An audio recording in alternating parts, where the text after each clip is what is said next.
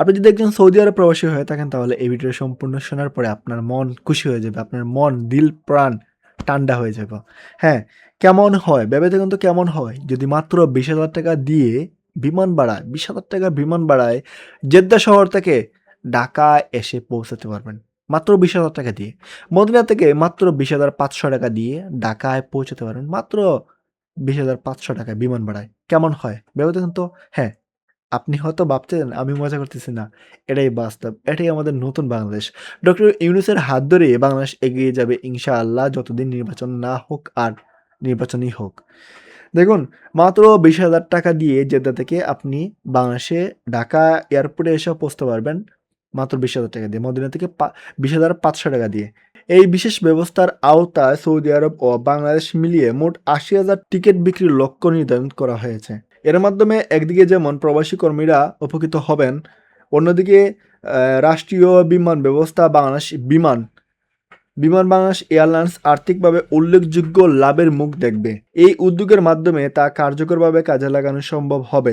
এর ফলে বিমানের ইতিহাসে প্রথমবারের মতো ১০০ কোটিরও বেশি টাকা অতিরিক্ত আয় অর্জনের বাস্তব সম্ভাবনা সৃষ্টি করেছে। এতে বোঝা যাচ্ছে যে বাংলাদেশ বিমান এয়ারলাইন্স ১০০ কোটি টাকারও উপরে আর্থিক লাভবান হবে। এতে করে শুধুমাত্র বাংলাদেশ বিমান বা বাংলাদেশ উপকৃত হবে এমন না, আর্থিকভাবে লাভবান হবে এমন না, সৌদি আরব প্রবাসী ভাই বোনেরাও তারা উপকৃত হবেন।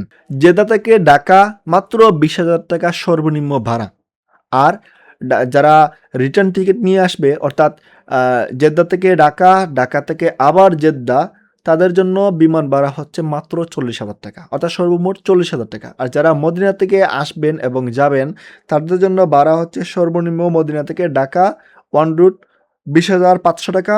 আর যারা রিটার্ন টিকিট সহ তাদের হচ্ছে ৳৪২,০০০ মাত্র, অর্থাৎ মদিনা থেকে ঢাকা, ঢাকা থেকে আবার মদিনা। মাত্র ৳৪২,০০০ ভাড়া। তাহলে এটা কবে থেকে এই টিকিটের এই সুবিধাটা পাওয়া যাবে? সেটা হচ্ছে বাংলাদেশে আগমনের ক্ষেত্রে এই বিশেষ ভাড়া কার্যকর থাকবে ১৮ এপ্রিল ২০২৬ থেকে ২৫ মে ২০২৬ পর্যন্ত। বাংলাদেশ থেকে ফেরার ক্ষেত্রে কার্যকর হবে ৩০ মে ২০২৬ থেকে ৩০ জুন পর্যন্ত। তাহলে বুঝতে পারছেন যে একটা নির্দিষ্ট তারিখ দেওয়া হয়েছে যে এই তারিখের ভিতরে যারা যাতায়াত করবে তাদের জন্য এই বিশেষ সুবিধাটি। আর হ্যাঁ, ডক্টর ইউনূস কি বলেছেন তা একটু দেখেন। অতীতে দেখা গেছে প্রবাসীদের সুবিধা বিবেচনায় অনেক ইতিবাচক উদ্যোগ নেওয়া হলেও সঠিক পর্যালোচনার অভাবে কিছুদিন পর তা মুখ থুবড়ে পড়েছে। তাই খেয়াল রাখতে হবে এই উদ্যোগটি যেন শতভাগ কার্যকর থাকে। হ্যাঁ, এতে বোঝা যায় ইনশাআল্লাহ ডক্টর ইউনূস সরকার না থাকলেও বাংলাদেশের প্রবাসীদের জন্য বিশেষ ব্যবস্থা উনি চালু করে যাবে, যাতে করে ভবিষ্যতেও এরকম বিশেষ সুবিধা চালু থাকে।